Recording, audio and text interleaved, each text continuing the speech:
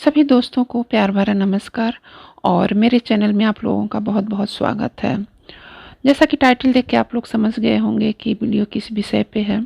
हाँ, मैं एक हाउसवाइफ की बात कर रही हूँ। एक हाउसवाइफ को ज़्यादातर बहुत ही तनाव रहते हैं, तो बस उन्हीं कुछ टॉपिक लेके आई हूँ जो वो दूर कर पाएँ।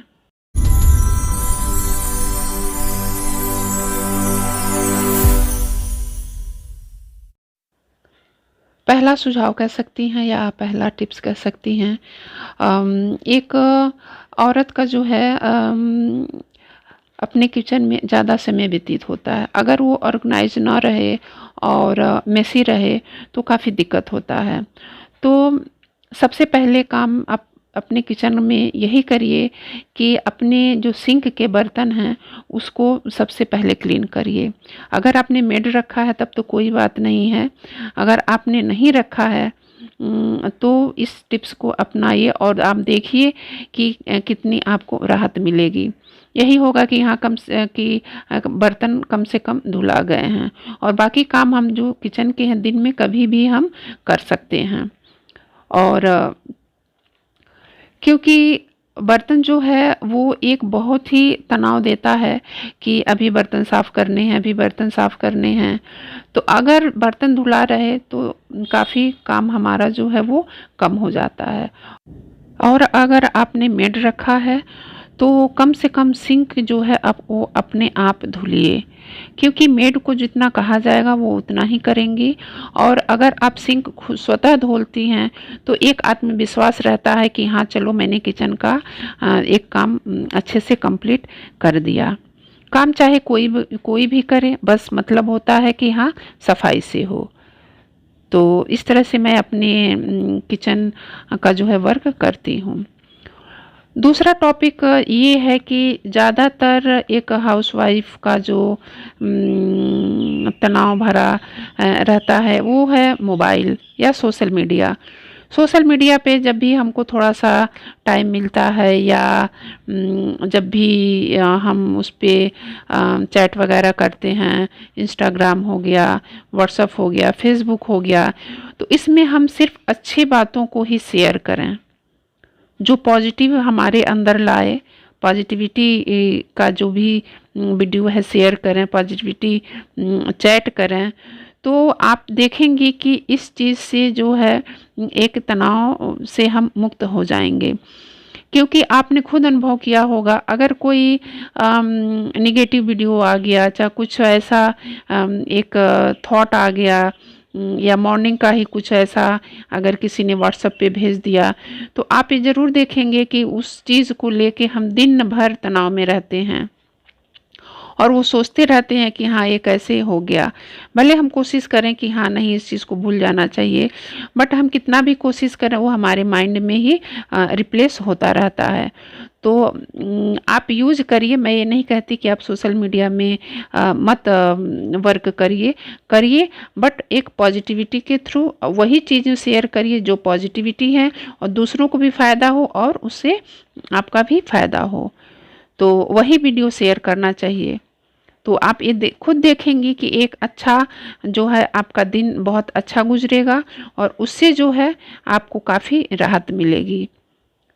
तो ये एक बहुत मेन तनाव है एक हाउसवाइफ का, या कोई भी अगर इस तरह से करता है तो बहुत ही अच्छा फील होगा। एक बार ज़रूर ट्राई करिए।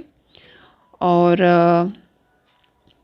तीसरा टॉपिक है ये कि एक जो हाउसवाइफ होती है या एक कॉलेज गर्ल होती हैं उनके लिए ये टिप्स बहुत ही कारगर होगा। आपने देखा होगा कि जब भी हम वार्डरोब खोलते हैं, अगर हम उन्हीं कपड़ों को देखते हैं या उन्हीं चीज़ों को बार बार देखते रहते हैं जो पुराने हो गए हैं, तो उससे जो है हमारा मन थोड़ा सा अजीब होता है। तो अगर आपके पास कुछ एक्स्ट्रा कपड़े पड़े हों या कुछ भी अगर है तो आप उसे स्टिचिंग करा सकती हैं और जो पुराने कपड़े हैं उनको आप डिस्कार्ड कर सकती हैं। तो इस चीज़ से भी जो है आपका तनाव थोड़ा सा कम हो सकता है, क्योंकि एक हाउसवाइफ की दुनिया उसका घर ही होता है और उसके घर परिवार में ही उसकी दुनिया सीमित रहती है। तो उसको अपने ही अंदर इन सब चीज़ों को चेंज करना पड़ेगा और अपने तनाव को थोड़ा सा कम करना पड़ेगा। और चौथा टिप्स ये है कि अगर आप चाहती हैं कि पेड़ पौधों में अगर आपको इंटरेस्ट है बट आपको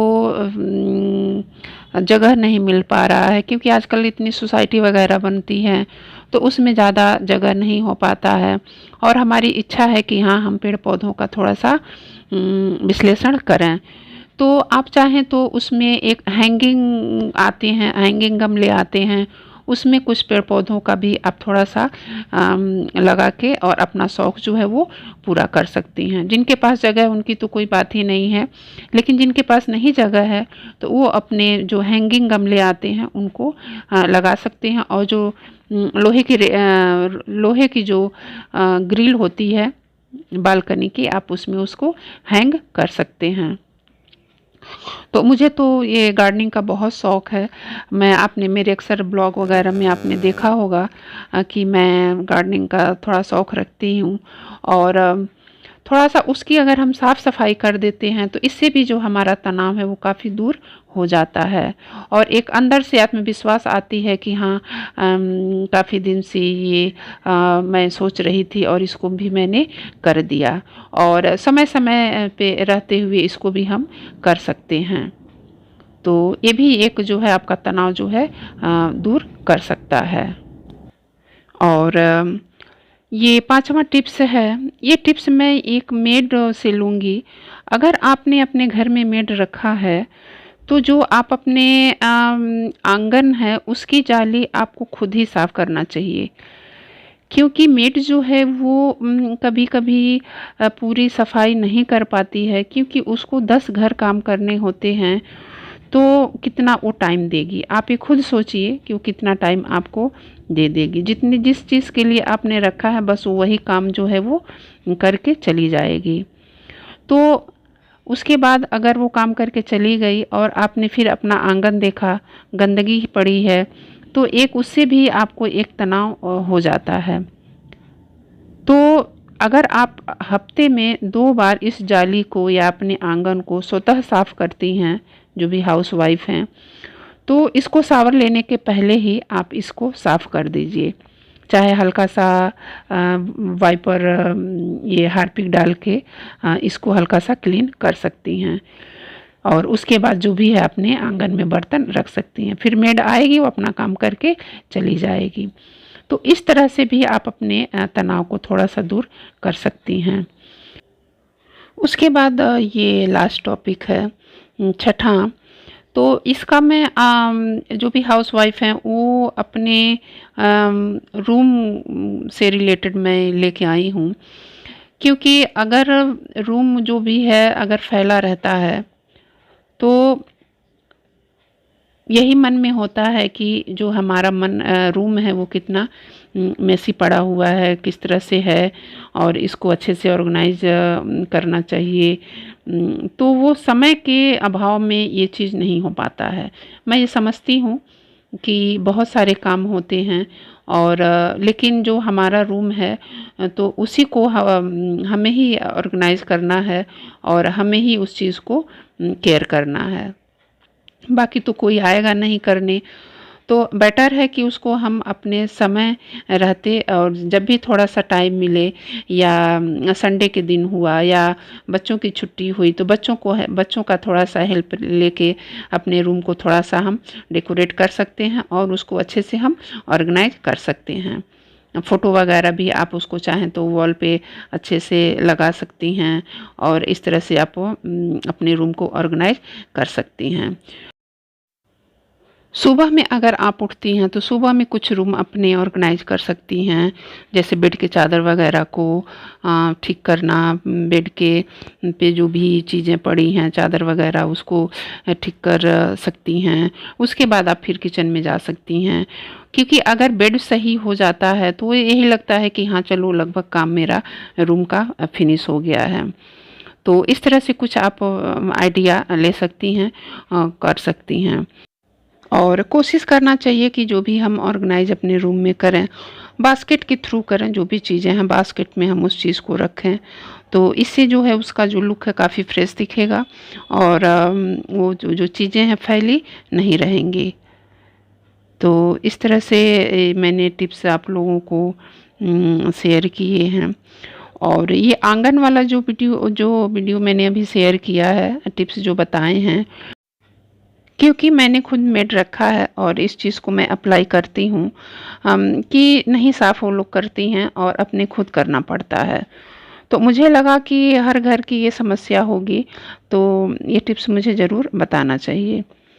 तो आई होप आप लोगों को ये टिप्स और जो भी मैंने शेयर किए हैं आप लोगों को काफ़ी हेल्पफुल होगा।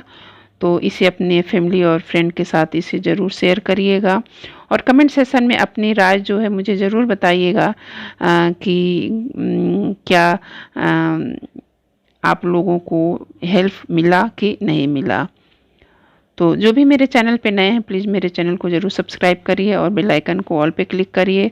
फिर मैं अपने अगले ऑर्गेनाइजेशन अगले टिप्स के साथ और ब्लॉग के साथ मिलती हूँ। तब तक के लिए take care and bye bye.